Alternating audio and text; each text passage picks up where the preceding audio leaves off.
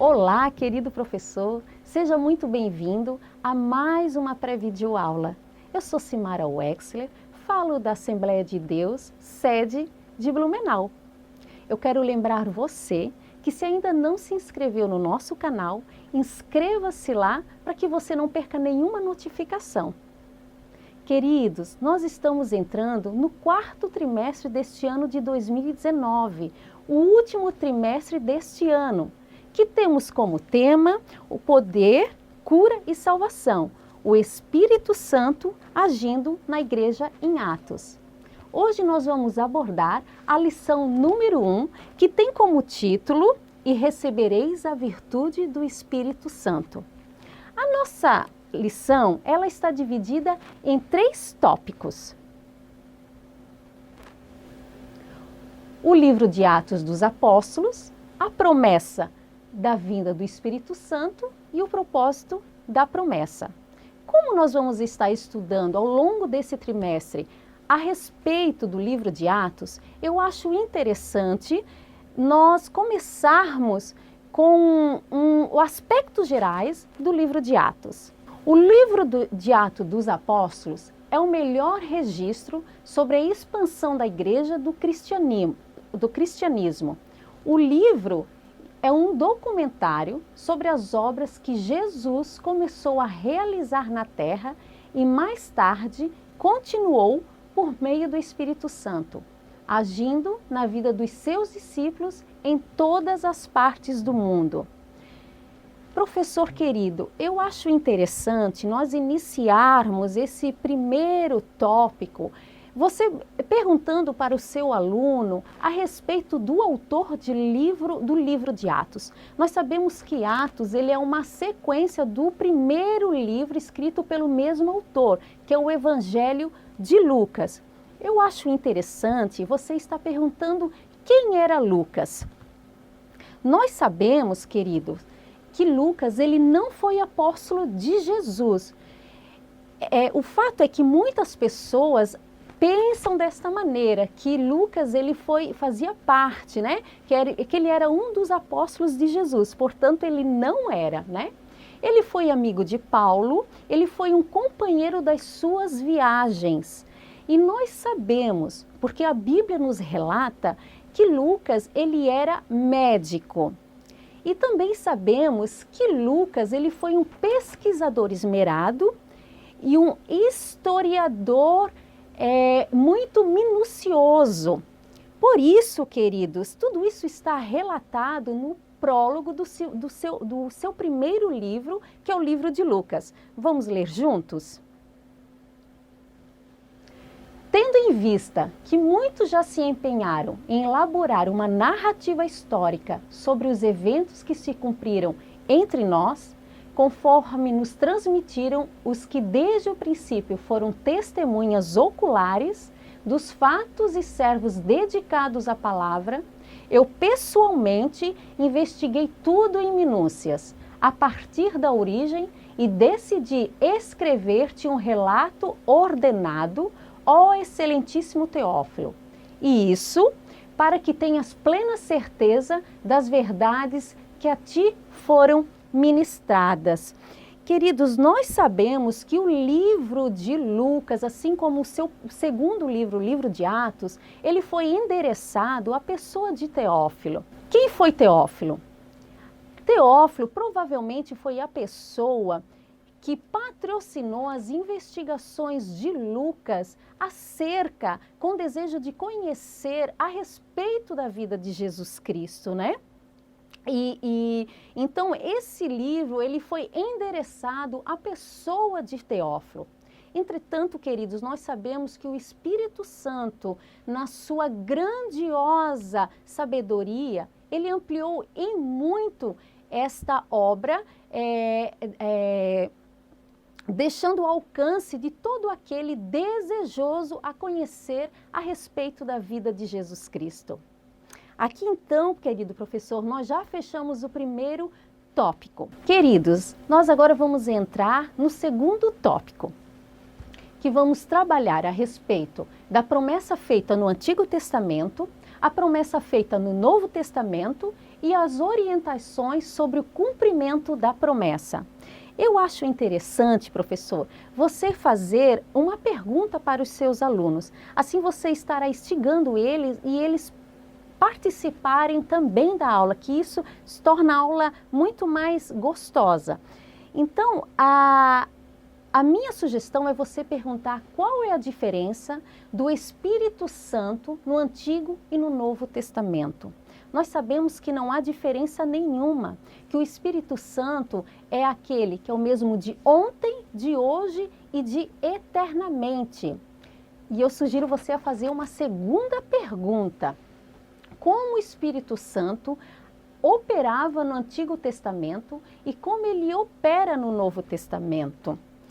Queridos, nós sabemos que no Antigo Testamento o Espírito Santo ele vinha para algumas situações específicas, que algumas pessoas, e que ele vinha sobre algumas pessoas. E quem eram elas? Eram os líderes, sacerdotes, reis e profetas.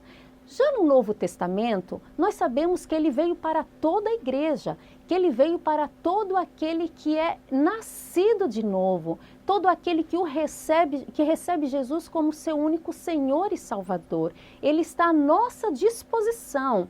E, queridos, eu acho importante a gente pegar esse segundo tópico e trabalhar bem a figura do Espírito Santo. Né? Aliás, é sobre esse tema, a Bíblia, a nossa lição, né, de todo esse trimestre vai trabalhar muito a respeito da pessoa do Espírito Santo. Ok, querido? Então, agora eu sugiro para você, que é o terceiro item, né, do nosso segundo tópico, que é orientações sobre o cumprimento da promessa. Eu gostaria que nós lêssemos Atos 1:4.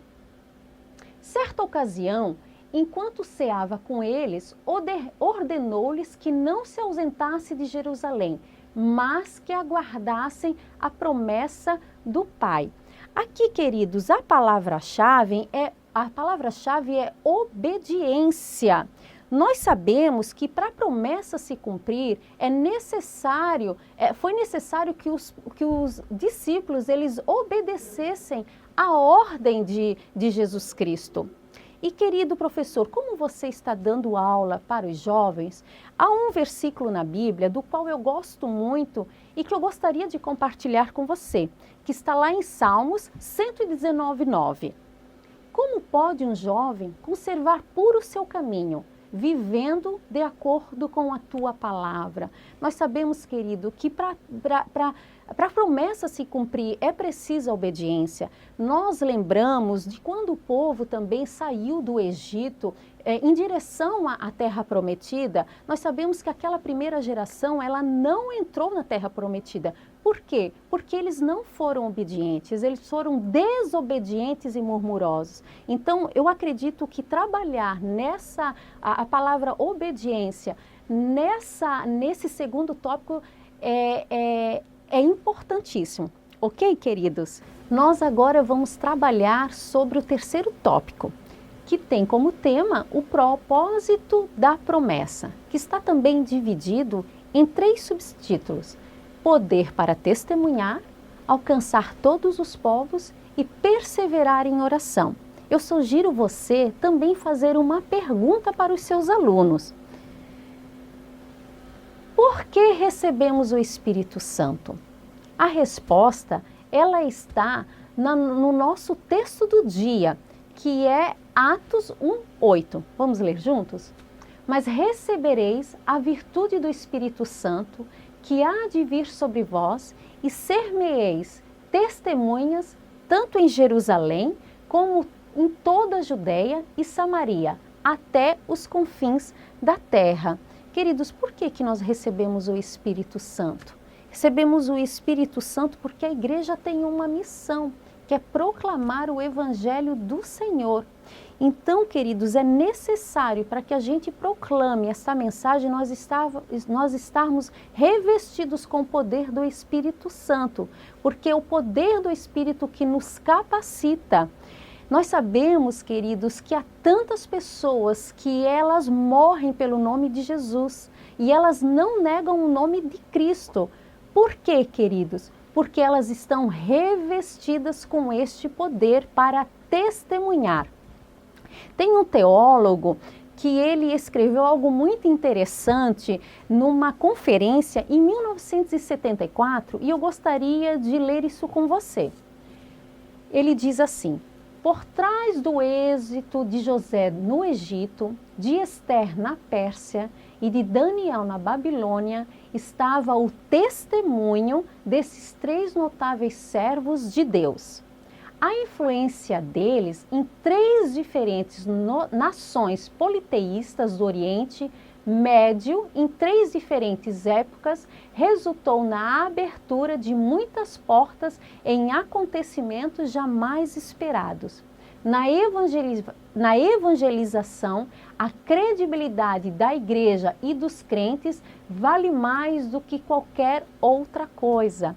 Ou seja, queridos, quando nós estamos revestidos pelo poder do Espírito Santo de Deus, nós temos um estilo de vida, né? E nós conseguimos testemunhar aquilo que o Pai deseja que nós passamos, que nós venhamos testemunhar. Por isso que é necessário, querido, nós darmos bons exemplos. Foi o que essas 3 pessoas fizeram, que o teólogo René Padilha, ele compartilha conosco. E para finalizar a nossa lição, nós temos o propósito da promessa, que eu também acho aqui interessante, você, querido professor, fazer mais algumas perguntas para os seus alunos, para eles debaterem. E a minha sugestão é essa: você que recebeu o Espírito Santo, tem sido uma testemunha de Cristo com seu estilo de vida? É aquilo que eu falei há pouco, né? Que é importantíssimo a gente dar um bom testemunho, né? O nosso estilo de vida é aquele que tem que denunciar que somos filhos, né? De um Pai tão amoroso, de um Pai tão querido. Outra pergunta: você tem vivido em obediência? A nossa lição ali no item 3, né, ela fala da importância da obediência, né? Então você pode perguntar para o seu aluno: e você tem vivido em obediência? Você tem obedecido os seus pais, os líderes, os seus pastores? É importante isso, querido. A número 3, a oração tem feito parte da sua vida diária? É importantíssimo, né? Nós sabemos que o quanto é importante nós buscarmos a presença de Deus todos os dias da nossa vida. E a oração, ela tem que ser algo que faz parte da nossa vida diária. Você tem se alimentado da palavra de Deus? Queridos, eu acredito que você como professor, como é importante você instigar, né? Você falar para o seu aluno a importância de nós lermos a palavra, porque nós sabemos que a palavra é aquela que nos santifica. Então é importante, né, os alunos eles lerem a palavra, né? Então, queridos, eu acredito que essas últimas 4 perguntas, elas vão dar um fechamento na sua aula e vai ser um bom debate para com os alunos. Ok, queridos? Então, hoje é isso, né? Nós finalizamos aqui a nossa lição número 1. Eu espero que eu tenha contribuído com a sua aula. O desejo do meu coração é que realmente eu tenha acrescentado e que você tenha uma aula abençoadora, que o Espírito Santo ele venha realmente te inspirar, né, para que essa aula seja realmente gostosa e que no decorrer desse trimestre, né, o Espírito Santo realmente, né, ele esteja, né, sobre cada um de nós, né, sobre cada um de vocês, né, derramando do seu poder, para que venhamos realmente ser testemunhas de Cristo. Tá bom, querido? Muito obrigada pela sua companhia e até a próxima aula. Obrigada.